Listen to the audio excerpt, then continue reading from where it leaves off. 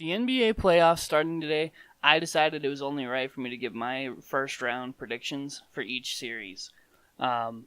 This is going to be simply my opinion once again, so do not take everything I say for granted, and I'm sure things are actually not going to pan out that way. So without further ado, let's hop right into the first series. Alright, so we're going to start here in the Eastern Conference with the first game today being the Washington Wizards against the Toronto Raptors. First series, I should say. And this is an interesting series for me because I think the teams are more evenly matched on paper than some people are going to believe. For me, it all comes down to whether we get the same old playoff Kyle Lowry or if he actually steps it up this year. And if John Wall is truly healthy. Because I know he's been battling injuries all year, and he's playing, but I don't know if he's going to be up to 100%. My prediction here is that the Raptors actually take care of business, though. I do have them winning in 4 games, simply because I think DeMar DeRozan and Kyle Lowry are going to be too much for John Wall, Bradley Beal, and those guys to handle. So yeah, that's going to about do it for that. All right, now in the second game in the East, or the second series in the East, my mistake, we have the Milwaukee Bucks and the Boston Celtics. And on paper, you have to like the Bucks in this one, especially with Kyrie Irving, Gordon Hayward, just all the injuries that the Celtics have sustained. It's amazing that Brad Stevens has even got them into this position. But then there's the fact that the Celtics do still have Brad Stevens. And honestly, I do think that he is the better coach than who Milwaukee has. But I do think it's going to be a close series. I do see the Celtics still winning it in 7, though. In the third series in the East, we have the Miami Heat and the Philadelphia 76ers. This is another interesting one because I do think the Sixers have the better roster, but they are without Joel Embiid, for now at least. And I do think Hassan Whiteside can then expose the Sixers down in the paint. The Sixers do still have Ben Simmons, however, and that's important. So for me, I'm going to have to say, honestly, Sixers in 6, but I do believe that the series is going to be closer than a lot of people think.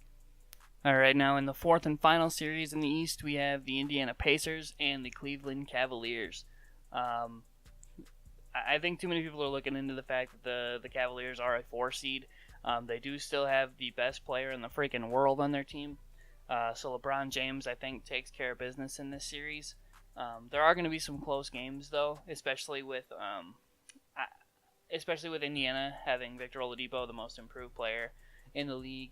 Domantas Sabonis is playing really well. Miles Turner is an athletic freak. So I do think this series is closer than some people are thinking, but I also think that it's still LeBron James. People have to remember that. So it doesn't matter if Cleveland's a 4 seed, a 1 seed, an 8 seed. They still have LeBron James. So with that said, I have the Cavaliers winning this one in 5. All right, guys, so we're going to move on to the Western Conference now. In the first series, we have the Houston Rockets taking on the Minnesota Timberwolves. And I don't need to spend a ton of time on this one, simply because the Rockets have who I believe should be the MVP of the association this year in James Harden. And the T-Wolves barely made it. It is really cool to see them back in the playoffs. They haven't been there for 13 years. So I don't want to take away from the fact that they absolutely earned it. But I do think that the Rockets take care of business here, win it in 4 on the shoulders of the eventual league MVP, James Harden.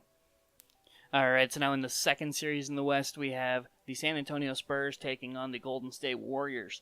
And it was just, I believe it was either last year or the year before, that the Spurs were dominating the Warriors in the first round of the playoffs.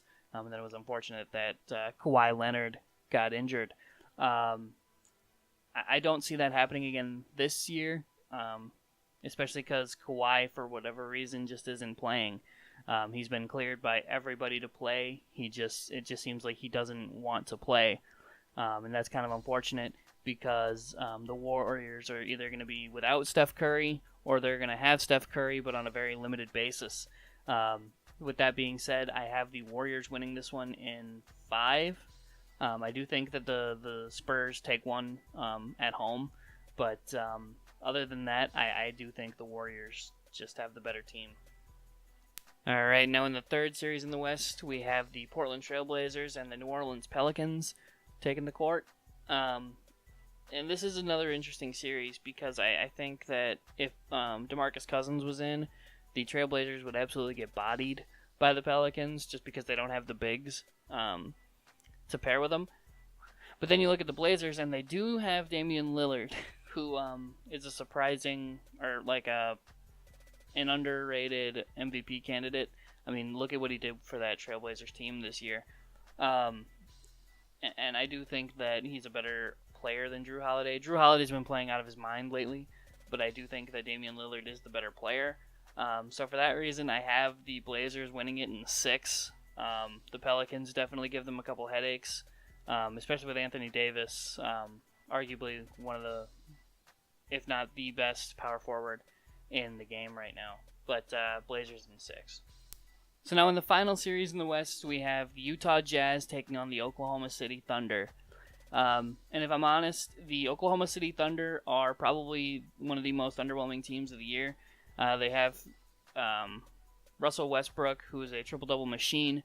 They have future Hall of Famer in Carmelo Anthony, and a he's not young, but a stud in Paul George. And they just clinched a playoff spot in Game 81. That being said, they are taking on a Jazz team that whose leading scorer is Donovan Mitchell, who I don't need to remind you is a rookie.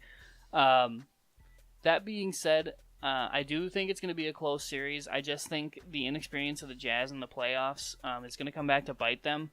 And playoff Paul George is something scary that nobody really wants to see. I mean, everybody wants to see it, but not if you're playing them. For that reason, I have the Oklahoma City Thunder winning this one in, I'm going to say 7, because I think the Jazz do put up a good fight. But I do think that eventually the playoff experience of the 3 stars and Oklahoma City combined is going to be too much for the Jazz. Alright guys, so that about wraps it up for round number 1. Let me know what you guys think in the comments below. Do you agree with my picks? Do you think some team is going to upset another team? Yeah, just let me know down in the comments below. And also, as always, be sure to leave a like if you did like the video, and subscribe for more sports-related content. Yeah, that's going to be the majority of what I post on here. There will be some other gaming stuff, but mostly sporting stuff. So, like I said, thanks again for watching, and I will see you guys in the next one. Peace.